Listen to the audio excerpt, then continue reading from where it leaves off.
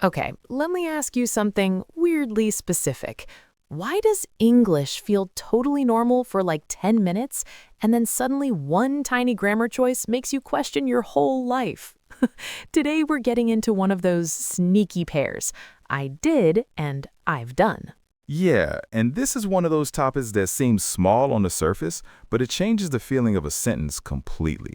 You can know both forms, understand both forms, and still pause in the middle of speaking because you are not sure which one fits that moment.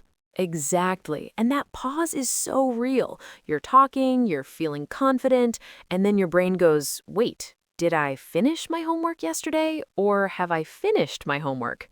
Suddenly it feels dramatic for no reason. The good news is that there is a reason. Native speakers are not choosing randomly. They are usually following a simple idea. One form points to a finished past time, and the other connects the past to now. Once you feel that difference, the confusion starts to loosen. And before we jump in, quick little favor from us. If you enjoy learning English through real conversations like this, subscribe to Say It Real. Give us a like and hit that notification bell. It really helps the channel, and it helps more learners find these conversations too. Yes, and let's make this practical. We are not doing a dry grammar lecture today. We are going to stay inside real conversations, the kind you actually hear at home, at work, with friends, in class, in a cafe, everywhere. That is where this difference starts to make sense. So let's start with a super normal question.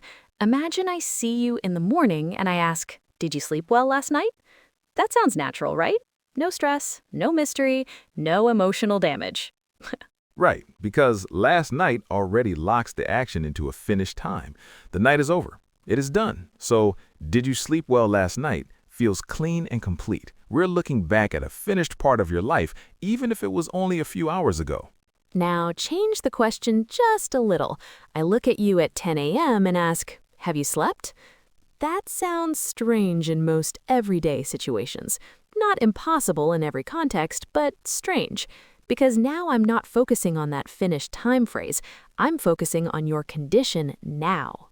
Exactly. And in real life, people will probably say something like, have you gotten any sleep? Because the meaning is now connected to the present moment. Are you tired now? Are you okay now? The result matters more than the finished time in the past. Ooh, that right there is the key. With I did, we often have a finished time like yesterday, last week, this morning, 5 minutes ago, when I was a kid, in 2022. With I've done, the exact time usually steps back and the result or experience steps forward. Let's try a simple work example.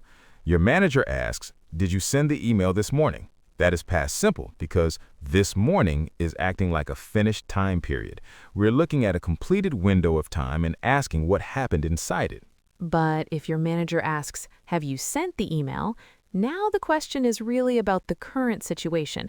Is the email sent or not? Is it done now? That's why present perfect feels natural there. The result is what matters.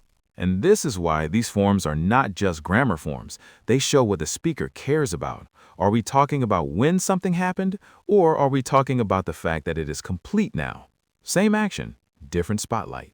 I love that phrase, different spotlight, because learners often think the forms are enemies, but they are not enemies. They are just two camera angles.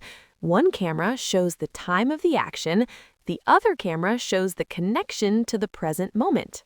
Okay, let's make this superhuman. Imagine your friend texts you at 7 p.m. and says, did you eat lunch? First of all, a little late, but fine. That sounds like they're asking about a completed part of your day, maybe because lunchtime is clearly over. Right, but if your friend texts at 1 p.m. and says, have you eaten yet? That feels different. The day is still moving. The question is about your current state. Are you hungry now? Do you still need food now? The result matters in the present. This is why yet and already show up so often with present perfect. Have you eaten yet? Yes, I've already eaten. Those words naturally pull us toward a present connection. We're checking the status of something, not just reviewing a finished historical moment. And there's another huge use of present perfect that learners notice all the time, life experience. Like, have you ever been to Seoul? Or have you ever tried sushi? We're not asking for one specific trip or one exact dinner. We're asking about your experience in life. Yeah, because if I ask, did you go to Seoul last year?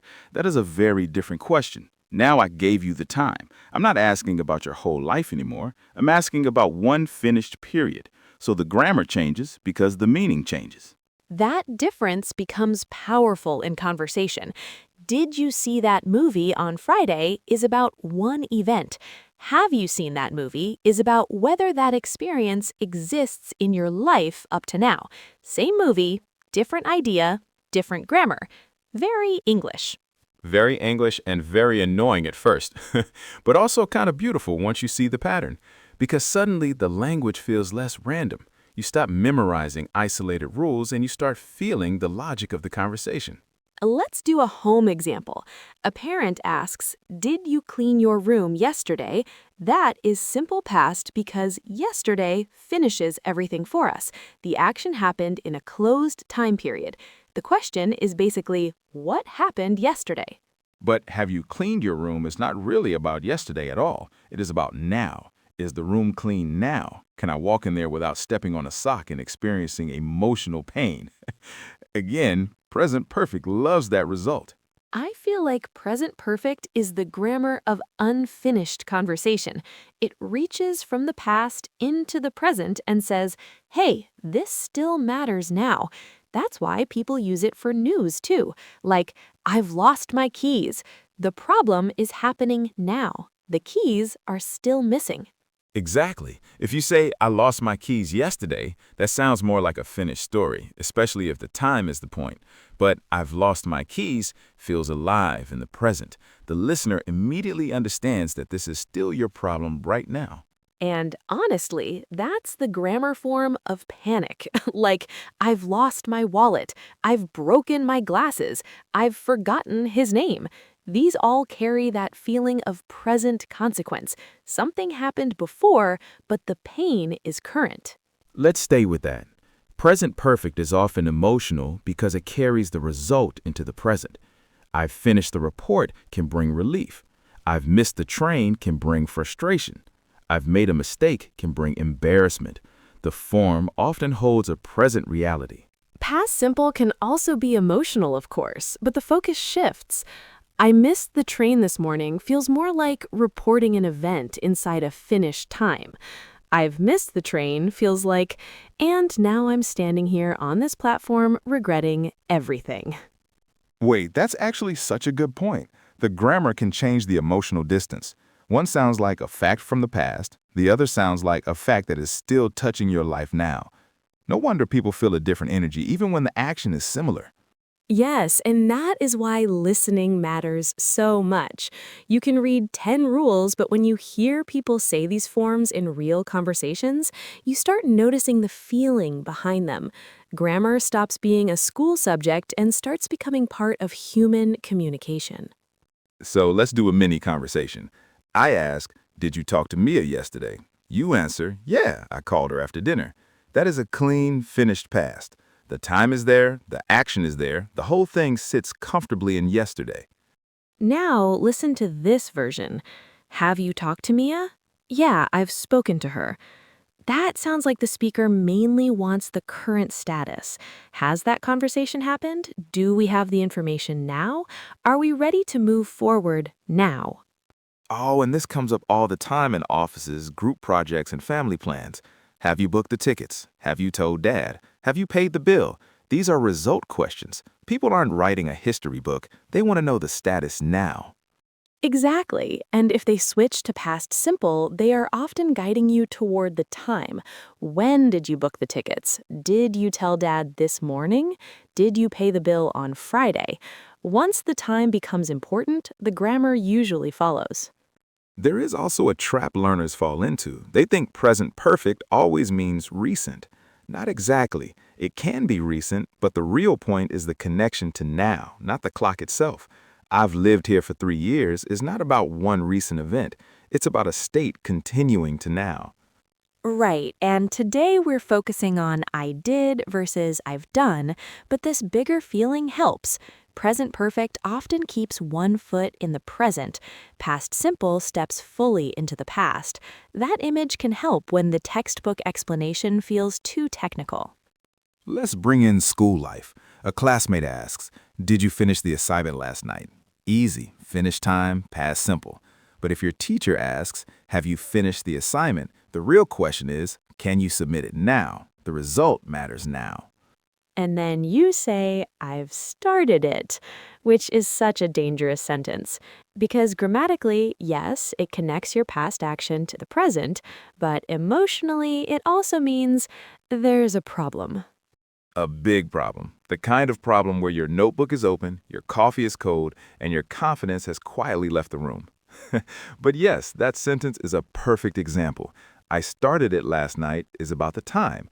I've started it is about current progress. Another useful contrast is with travel. I went to Italy in 2019 gives a specific finished time.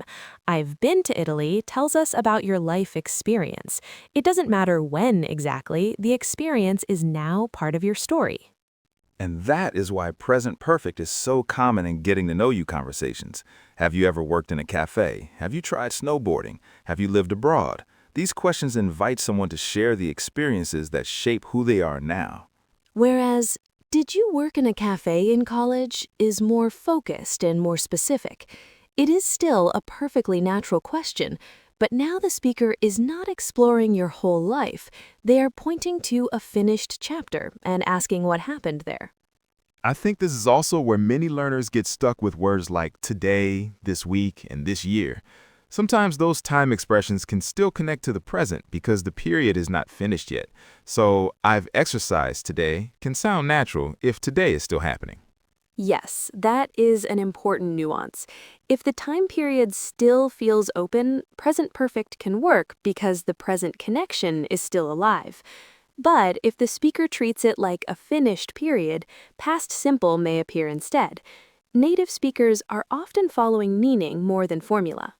Which is comforting and slightly rude at the same time.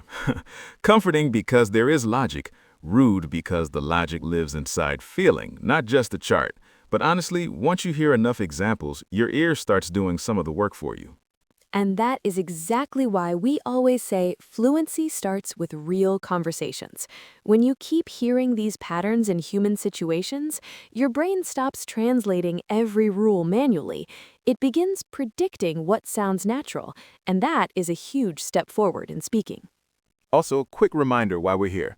If these episodes help you feel more natural in English, subscribe to Say It Real. Give this episode a like and hit the notification bell.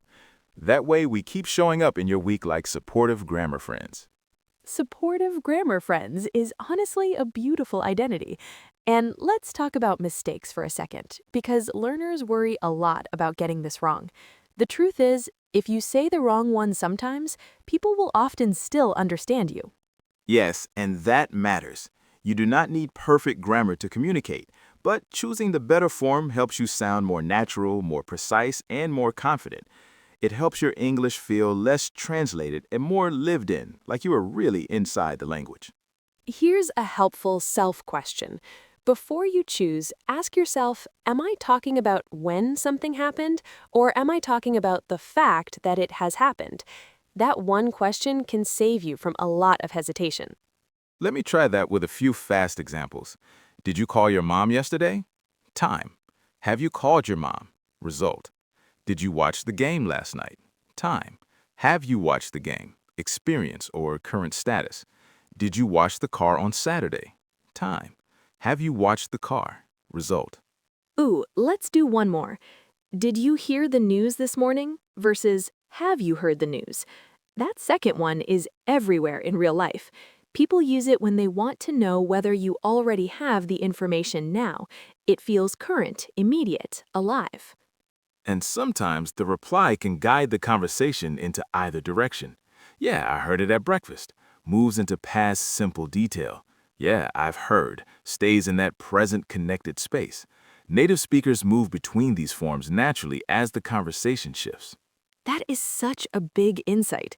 It's not always one form for the whole topic. We often open with present perfect to check status or experience, and then switch to past simple when we start telling the story. Have you met her? Yes, I met her at a conference last year. That pattern is so useful. First, the door opens with present perfect, then the details walk in with past simple. That image is staying with me. And honestly, once you notice that pattern, you hear it everywhere. All right, let's slow down now and do our word tour. This is the part where we revisit a few key words and phrases from today in a calm, useful way so they stay with you after the episode. First phrase, finish time. This means a time period that is complete and closed. For example, last night, yesterday, in 2021, or 2 hours ago. Example sentence, I saw him last week. Last week is finished, so past simple feels natural. Second phrase, result.